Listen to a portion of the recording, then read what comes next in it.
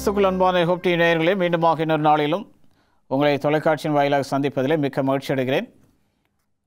இந்த நாள் உங்களுக்கு மகிழ்ச்சியான நாளாக இருக்கும் என்று நான் விசுவாசிக்கிறேன். நாளை நிகழ்ச்சிக்கு உங்களை யாவரையும் அன்புடன் வாழ்த்தி வரவேற்கிறேன். ஜெபத்தோடு நாம் தியானத்திற்குள்ளாக கடன் செல்வோம்.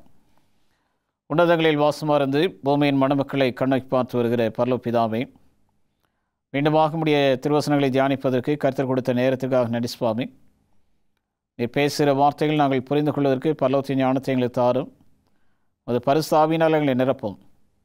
ஆண்டவர் சித்தமினால் நீ பேசுகிற ஒவ்வொரு வார்த்தை எங்களுடைய வாழ்க்கைக்கு ஆசீர்வாதமாக இருக்கே கர்த்தர் உதவி செய்யும்படியாய் இயேசு நாமத்தில் பிதாவே, ஆமென். கிறிஸ்துக்குள் அன்பான ஹோப் டிவி நேயர்களே, நம்பிக்கையும் தாமதமும் இரண்டாவது பாகத்திற்குள்ளாக வருகிறோம். இரண்டாம் வருகை நம்பிக்கை உடையவர்கள் யாவரும் தாமதத்தால் வரக்கூடிய பிரச்சனையை சந்தித்தாக வேண்டும். இயேசு கிறிஸ்து வருவதற்கு தாமதமாகிறது. அதன் மூலமாக என்ன பிரச்சனை வரப்போகிறது, என்ன பிரச்சனை வந்தது அப்படின்னு சொல்லிட்டு நாம் கேட்போமானால், சில நேரங்களில் பிரச்சனைகள் என்ன ஆகிறது என்றால், விசுவாசத்தை விட்டு வழிவிலகி போகிறோம். அவர் வரவில்லை, வருவேன் என்று சொன்னார், இன்னும் வரவில்லை, இனி காத்திருப்பது வீணான காரியம், இனி அவர் மேல் நம்பிக்கை வைப்பதும் கூடாத காரியம் என்று சொல்லி அநேகர் நினைக்கலாம்.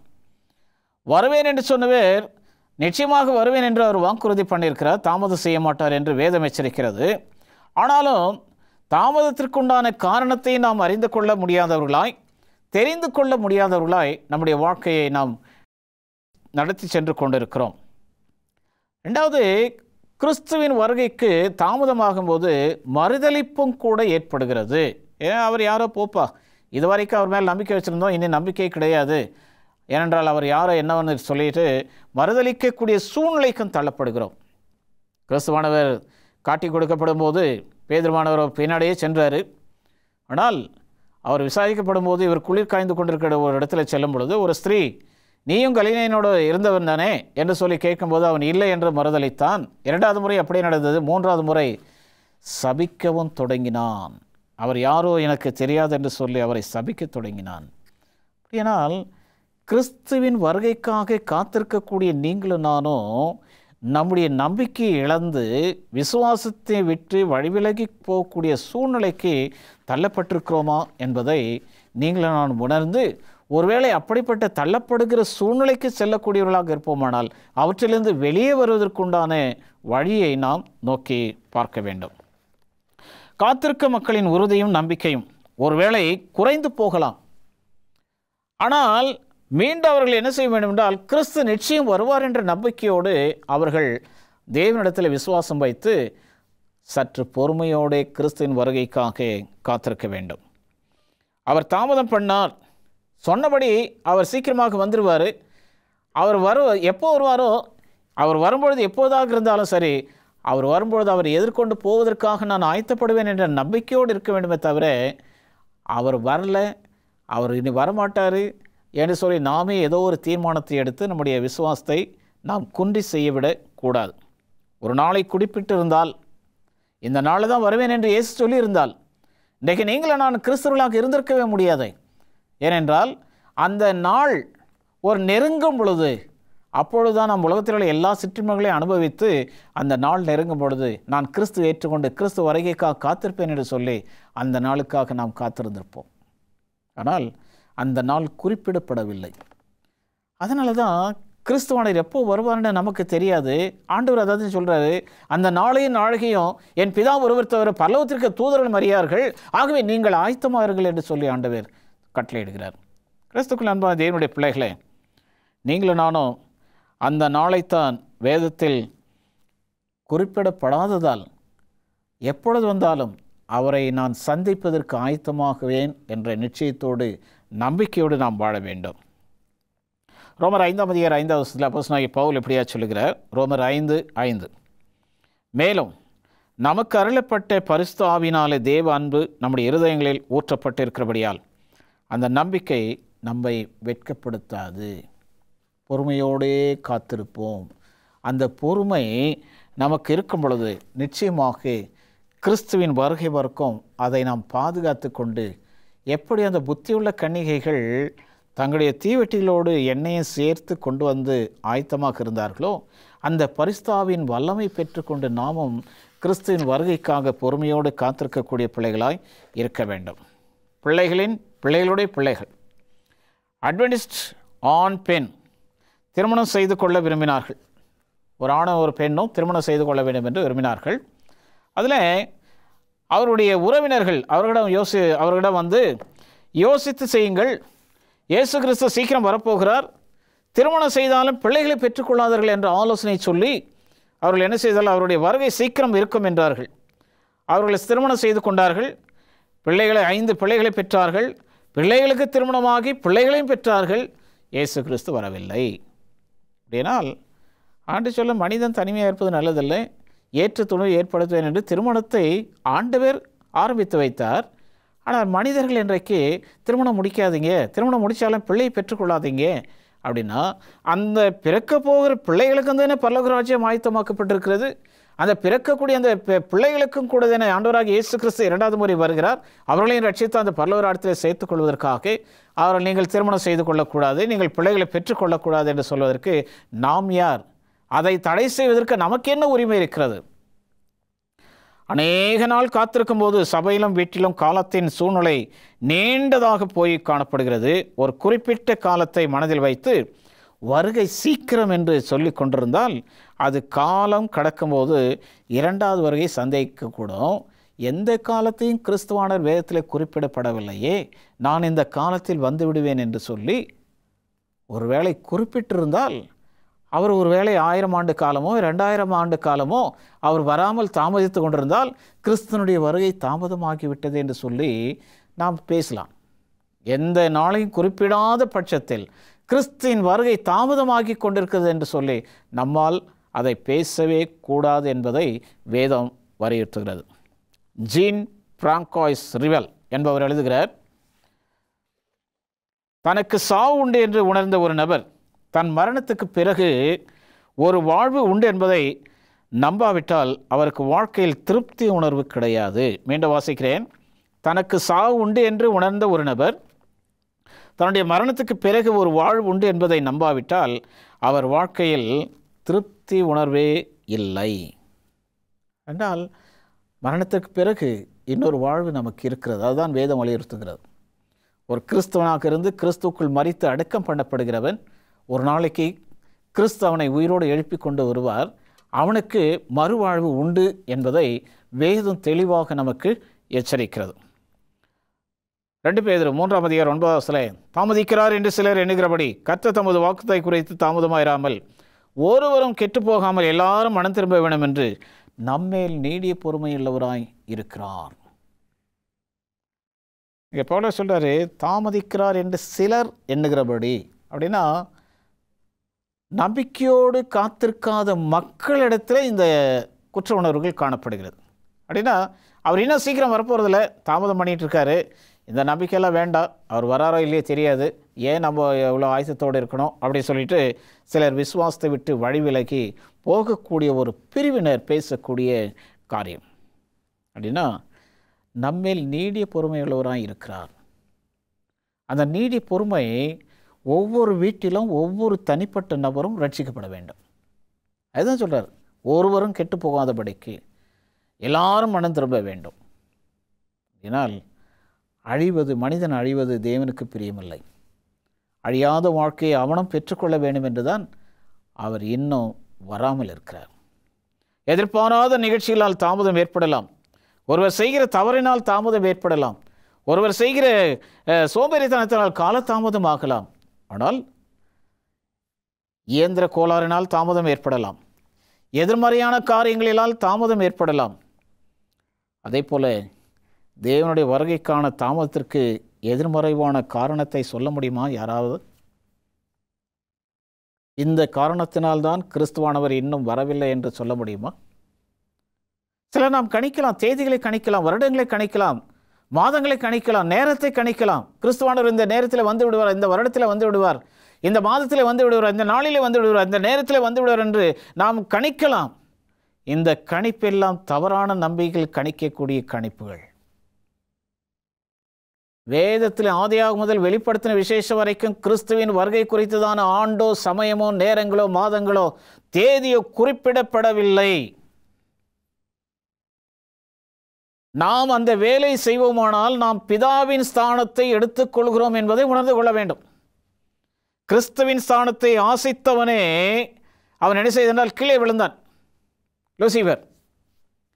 இப்பொழுது நாம் என்ன செய்திருக்கோம் என்றால், அவனுக்கும் மிஞ்சி மீறி பிதாவின் ஸ்தானத்தை ஆக்கிரமித்து கிறிஸ்துவின் வருகைக்கான நாளை குறித்து கொண்டு உலகத்தை ஏமாற்றிக் கொண்டிருக்கிறோம்.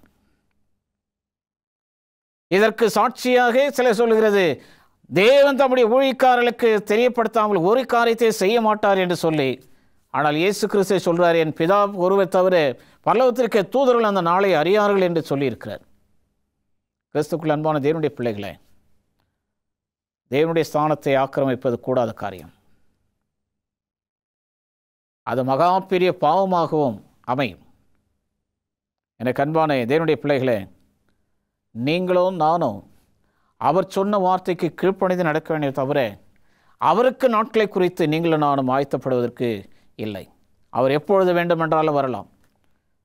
நாம் கணித்த நாட்கள் எல்லாம் கடந்து போகும், அல்லது அதற்கு முன்பதாகவே வரலாம். நாம் கணித்த நாட்களில் கிறிஸ்துவானவர் வரமாட்டார் என்பது நிச்சயம்.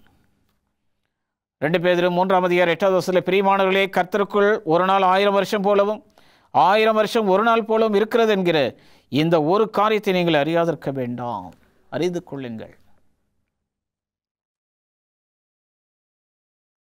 ஒரு நாளைக்கு 24 மணி நேரம். இது 1000 வருஷத்துக்கு ஆண்டவர் சொல்லியிருக்கார்.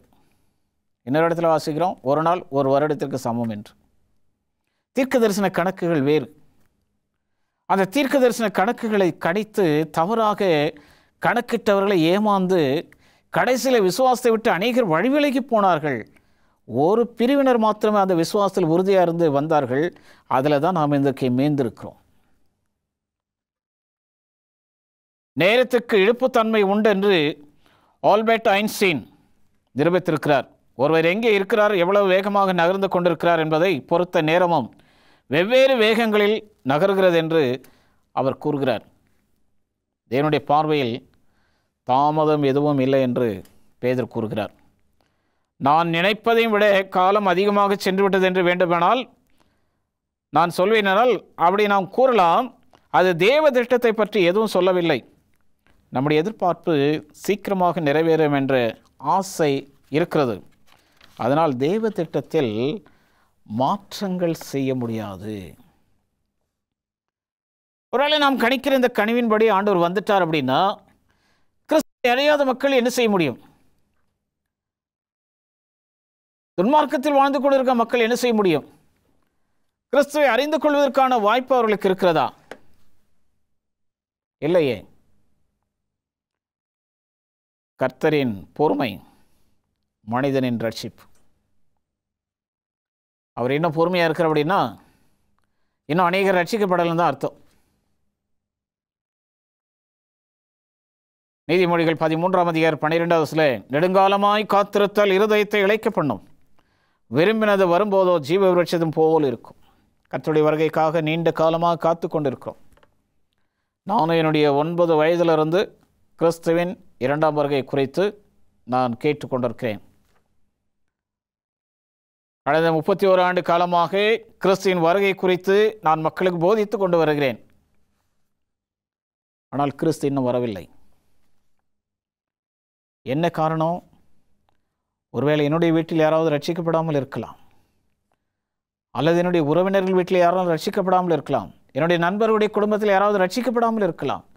இவர்கள் எல்லாரும் ரட்சிக்கப்பட வேண்டும் என்றுதான் நம்மேல் நீடிய பொறுமையுள்ளவராய் இருக்கிறார்.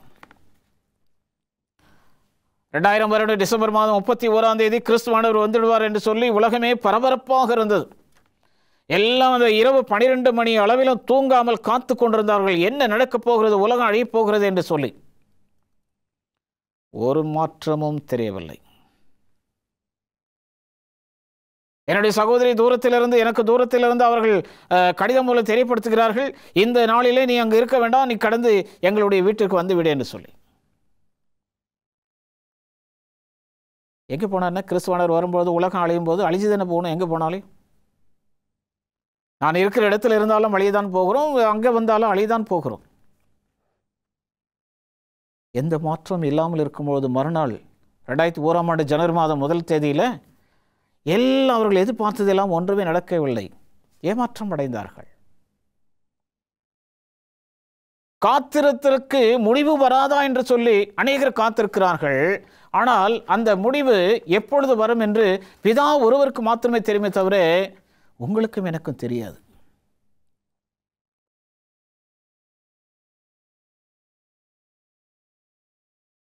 காத்திருத்தல் ஒரு மகிழ்ச்சியான அனுபவமும் அல்ல, ஒரு கசப்பான அனுபவம் தான். நேற்றைக்கு ஒரு குடும்பத்தை சந்திக்க போயிருந்தேன். திரும்பி வரும்போது ட்ரெயினுக்காக காத்திருந்தேன். ஏறத்தாழ 2.5 மணி நேரம் ட்ரெயின் வரவே இல்லை. காத்திருந்து ட்ரெயின் வந்த ஒரு படி ஏறி 2 மணிக்கு வீடு வந்து சேர்ந்தேன். ஏனால் மகிழ்ச்சியான ஒரு காரியம் அல்ல. ஆனால் அதை நாம் எதிர்பார்க்கும் போது வரல. ஒருவேளை கசப்பாக இருக்கலாம். எதிர்பாராத நேரத்தில் வரும்போது அது ஒரு வியப்பை கொடுக்கக்கூடியதாக இருக்கும். ஜீவ விருட்சத்தை நம்முடைய கரத்தில் வைத்தது போல இருக்கும். புலி வருதுன்னு சொல்லிக்கிட்டே இருக்கும். புலி வந்த பாடில்லை. ஆனால் எதிர்பாராத நேரத்தில் அந்த புலி வரும்போது நாம் பயந்தடித்து ஓடுவோம். காத்திருந்தால் அந்த புலி வருவதை எதிர்கொள்வோம். அதே போல தான் கிறிஸ்துனுடைய வருகையும் இருக்கும். மத்திய 24:36 அந்த நாளையும் அந்த நாழிகையும் என் பிதா ஒருவர் தவிர மற்றொருவனும் அறியான், பரலோகத்தில் உள்ள தூதர்களும் அதை அறியார்கள் என்று இயேசு கிறிஸ்துவானவர் சொல்லுகிறார். 2 பேதுரு 3:15 மேலும் நம்முடைய கர்த்தரை நீடிய பொறுமையை இரட்சிப்பென்று எண்ணுங்கள். நமக்கு பொதுவாக பொறுமை இருப்பதில்லை. பொறுமை நம் கடமை என்பதை பலர் உணர்வதில்லை. நம்முடைய கடமையில் ஒன்று பொறுமை. ரோமர் 2 அதிகாரம் 4 அப்போஸ்தலனாகிய பவுல் சொல்லுகிறார், அல்ல தேவ தயவு நீ குணப்படும்படி உன்னை ஏவுகிறது என்று அறியாமல் அவருடைய தயவு பொறுமை நீடிய சார்ந்தவைகளின் ஐஸ்வர்யத்தை அசட்டை பண்ணுகிறாயோ. சீக்கிரம் வந்துருங்கப்பா, எதுக்கு காலதாமதம், வந்து எங்களெல்லாம் கூட்டு போயிடுங்கன்னு சொல்லிட்டு நிறைய பேர் ஜெபம் பண்ணுறோம். ரட்சிக்கப்படாதவர்களுடைய நிலைமை என்ன? இஸ்ரவேல் மக்கள் வனாந்திரத்தில் வாழ்க்கையை யோசித்து பாருங்கள். 40 ஆண்டு காலம் வீணாக வனாந்திரத்தில் சுற்றி திரிந்தார்கள். காரணம், கிறிஸ்தனிடத்தில் முறுமுறுத்ததினால், அவர்கள் செய்த பாவத்தினால். 40 நாட்களில் கானான் தேசத்தை அடைய வேண்டிய அவர்கள் 40 ஆண்டுகள் அங்கே சுற்றி ஆண்டவர் கொண்டு வந்தார். வாக்குத்தத்தம் பண்ணப்பட்ட அந்த தேசத்திற்கு சேர்வதற்கு தேவனுடைய சித்தம் இல்லை. அந்த 40 ஆண்டு காலம், அந்த 40 ஆண்டு காலம் முடிவில் தான் அவர்களை கொண்டு வந்து அந்த தேசத்தில் சேர்த்தார். செலக்டட் மெசேஜஸ் என்ற புத்தகத்தில் அம்மையார் எழுதுகிறாங்க 69வது பக்கத்தில், இதே பாவங்கள் நவீன இஸ்ரவேலரை பரம கானானுக்கு செல்லாதபடி தடுத்து நின்றன. அவிசுவாசம், லௌகீகம், ஒப்படையாமை, சண்டைகள் ஆகியவையே பாவமும் வேதனை நிறைந்த உலகில் நம்மை பிடித்து வைத்துள்ளன. முறுமுறுப்புகள் ஏராளமாகிவிட்டது. 40 நாளில் சேர வேண்டிய அந்த கானான் தேசத்திற்குள் 40 ஆண்டுகள் வனாந்திரத்திலேயே சுற்றி அலைந்தார்கள். காரணம், தேவனுக்கு விரோதமான காரியங்களை செய்ததனால். அவர் நம்மேல் பொறுமையாக இருக்கிறார். காரணம், நாம் எல்லாரும் ரட்சிக்கப்பட வேண்டும் என்ற சிந்தனை அவருக்கு இருக்கிறது. பொறுமையாக காத்திருக்க கற்றுக்கொள்ள வேண்டும். தீத்துக்கு எதிரான நிருபம் 2 அதிகாரம் 13 அப்போஸ்தலனாகிய பவுல் எழுதுகிறார், நாம் நம்பியிருக்கிற அனந்த பாக்கியத்துக்கு மகாதேவனும் நமது இரட்சகருமாக இயேசு கிறிஸ்துனுடைய மகிமையான பிரசன்னமாகுதலுக்கும் எதிர்பார்த்து கொண்டிருக்கும்படி நமக்கு அந்த நம்பிக்கை போதிக்கிறது. காத்திருக்க வேண்டும். அவர் எவ்வளவு காலம் தாமதம் பண்ணாலும் பிரச்சனை இல்லை. ஏனென்றால் அவர் ஒரு நாளை குறிப்பிடவில்லை. அதனால் தாமதமாகிறது என்று சொல்லுவதற்கு நமக்கு வாய்ப்பும் இல்லை. நாம் எதிர்பார்த்ததை விட காலம் தள்ளி விட்டது, காலம் சென்று விட்டது அப்படின்னா அது ஒரு வேளை உண்மையாக தெரியலாம் நமக்கு. அதற்கு காரணம், நம்முடைய எதிர்பார்ப்புகள் தவறானவை. ஒரு விசுவாசி, ஐயா இயேசு கிறிஸ்து சீக்கிரம் வரணும், ஜெபம் பண்ணுங்க, எல்லோரும் சீக்கிரம் போயிடலாம், பல்லவர் எடுத்து போயிடலாம் அப்படி சொல்லி கேட்டாங்க. என்ன விஷயம்னு விசாரித்த போது, கிட்டத்தட்ட 46 லட்சம் ரூபாய் கடன் இருக்குது. இயேசு கிறிஸ்துவானவர் வந்துட்டாருன்னா இந்த 46 லட்சம் ரூபாய் நான் கடன் செலுத்த வேண்டிய அவசியமே இருக்காது, சீக்கிரம் ஜெபம் பண்ணுங்க பாஸ்டர் அப்படின்னு. நான் கடத்தை செலுத்த முடியாத சூழ்நிலையில் இருக்கிறேன் என்பதற்காக கிறிஸ்து சீக்கிரம் வர வேண்டுமா? நாம் என்ன யோசிக்கிறோம்? இந்த கடனை நான் அடைக்கக்கூடாது, எனக்கு திராணி இல்லை, இயேசு கிறிஸ்து வந்துட்டாருன்னா போயிடுவாடினா, அது எப்படி இயேசு கிறிஸ்து வந்துட்டு நான் போக முடியும்? நான் அடுத்தவங்கிட்ட கடன் வாங்கி பட்டிருக்கேனே, அதை திருப்பி கொடுக்க வேண்டுமே என்ற சிந்தனை எனக்குள்ளே இல்லாத போது என்னுடைய உள்ளம் எப்படி தூய்மையடையும்? எனக்குள்ள நம்பிக்கை எப்படி இருக்கும்? நான் என்னுடைய விசுவாசத்தை எப்படி காத்துக்கொள்ள முடியும்? நான் கிறிஸ்து வரும்பொழுது அவரோடு சேர்ந்து எப்படி அவருடைய ராஜ்யத்தில் சேர முடியும்? யாக்கோபு நிருபம் 5ஆம் அதிகாரம் 7வது வசனத்தில், இப்படி இருக்க சகோதரரே, கர்த்தர் வருமளவும் நீடிய பொறுமையாக இருங்கள். இதோ பயிரிடுகிறவன் பூமி நற்பலனை அடைய வேண்டும் என்று முன்மாறியும் பின்மாறியும் வருமளவு நீடிய பொறுமையோடு காத்திருக்கிறானே, அதே போல தான் நாமும் பொறுமையோடு காத்திருக்க வேண்டும் கிறிஸ்துனுடைய வருகைக்காக. ஒரு விவசாயி முன்மாரிக்காகவும் பின்மாரிக்காகவும் பொறுமையோடு காத்திருந்து அந்த அறுவடை நேரத்தில் அது அறுக்கும் பொழுது தான் அவனுடைய சந்தோஷம் இருக்குது. அந்த அறுவடை நேரம் வரைக்கும் அவனுடைய காத்திருப்பு இருக்குது. அதே போல் கிறிஸ்துவானவர் எப்பொழுது வருகிறாரோ அது வரைக்கும் நாம் பொறுமையோடு காத்திருக்க வேண்டும் என்று வேதம் நமக்கு எச்சரிக்கிறது. ரிவ்யூ அண்ட் ஹெரால்டு என்ற புத்தகத்தில் உரியா ஸ்மித் எழுதுகிறார். ஆகஸ்ட் மாதம் 31ஆம் தேதி 1897ஆம் ஆண்டில் எழுதப்பட்டு பத்திரிகையில், இரட்சகரை பார்க்க வேண்டும் என்று ஆசை குறைந்து இவ்வுலக வாழ்க்கையின் கவர்ச்சிகள் பெருகும்போது காலம் பிந்தட்டும், சாதிக்க வேண்டியவைகள் உள்ளன, நிறைவேற வேண்டியவைகள் உள்ளன, கிறிஸ்துவின் வருகை சீக்கிரமாக இருக்க முடியாது, அது அவிசுவாசத்தின் வஞ்சகம், எச்சரிக்கையாய் இருங்கள். ஏன்னா தாமதமாகட்டுன்னு சில பேர் நினைக்கிறாங்க, சில பேர் சீக்கிரம் வரணும்னு நினைக்கிறாங்க. நம்முடைய சொந்த காரியங்களுக்காக, நம்முடைய விருப்பத்திற்காக அது ஒரு நாளும் நடக்காது என்பதை நாம் புரிந்து கொள்ள வேண்டும். சாட்சியாகவும் வால்யூம் 5 பக்கம் 14 அம்மையார் எழுதுகிறாங்க, பல ஆண்டுகளாக நம் காதுகளில் துணைக்கும் ஆனந்த சத்தியம் இதுவே, கர்த்தர் வருகை சமீபம், ஆயத்தப்படுங்கள். இது முதலில் கேட்கும்போது எவ்வளவு உண்மையானதாக இருந்ததோ அதே அளவு இப்போதும் உண்மையானது தான் என்று அம்மையார் சொல்கிறாங்க. ஆபகுக் தீர்க்கதரிசி என்ன சொல்கிறாருன்னா 2ஆம் அதிகாரம் 3வது வசனத்தில், குறித்த காலத்துக்கு தரிசனம் இன்னும் வைக்கப்பட்டிருக்கிறது, முடிவிலே அது விளங்கும், அது பொய் சொல்லாது, அது தாமதித்தாலும் அதற்கு காத்திரு, அது நிச்சயமாய் வரும், அது தாமதிப்பதில்லை. 2வது வசனத்தை வாசிக்கிறேன், ரொம்ப அழகாக இருக்குது.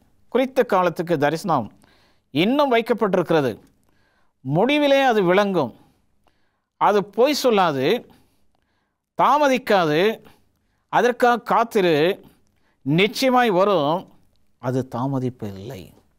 கிறிஸ்துவானவரும் நிச்சயம் வருவார், தாமதம் பண்ணார், அவருக்காக காத்திருப்போம், அவருடைய ராஜ்யத்தில் சேர்வோம். கர்த்தர் நம்மை ஆசீர்வதிப்பாராக. கண்களை மூடி ஜெபம் செய்வோம். இரக்கமுள்ள நல்ல ஆண்டவரே, இந்த நாளின் நல்ல செய்திக்காக தேவனை ஸ்தோத்திரிக்கிறோம். உடைய வார்த்தையின்படி நாங்கள் ஜீவித்து உமக்கு சாட்சியாக இருக்கவும், உடைய வருகைக்காக பொறுமையோடு காத்திருக்கவும், இந்த மேலான பாக்கியத்தை எங்களுக்கும் நேயர்களுக்கும் கர்த்தர் கொடுத்து எல்லாரையும் ஆசீர்வதிக்கும்படியாய் இயேசு நாமத்தில் பிதாவே, ஆமென். கிறிஸ்துவுக்குள் அன்பான ஹோப் டிவி நேயர்களே, இந்த நாளின் செய்தியும் உங்களுக்கு ஆசீர்வாதமாக இருந்திருக்கும் என்று நாங்கள் விசுவாசிக்கிறோம். உங்களுடைய ஜெப தேவைகள் எதுவாக இருந்தாலும் ஸ்க்ரீனில் காணப்படுகிற எண்ணிற்கு அதை தெரியப்படுத்துங்கள். உங்களுக்காகவும் உங்களுடைய குடும்பத்திற்காகவும் நாங்கள் ஜெபிக்க ஆயத்தமாக இருக்கிறோம். நீங்கள் இந்த நிகழ்ச்சியை பார்த்து கொண்டு வருகிறீர்கள். யூடியூப்பின் வாயிலாக இந்த நிகழ்ச்சி உங்களுக்கு ஒளிபரப்பி கொண்டிருக்கிறோம். அதை நீங்கள் காணுங்கள், மற்றவர்களையும் காணும்படி உதவி செய்யுங்கள். இந்த ஊழியத்தின் ஆசீர்வாதங்களை ஆண்டவர் உங்களுடைய குடும்பத்தில் நிறைவாய் கட்டளையிடுவாராக. ஆமென்.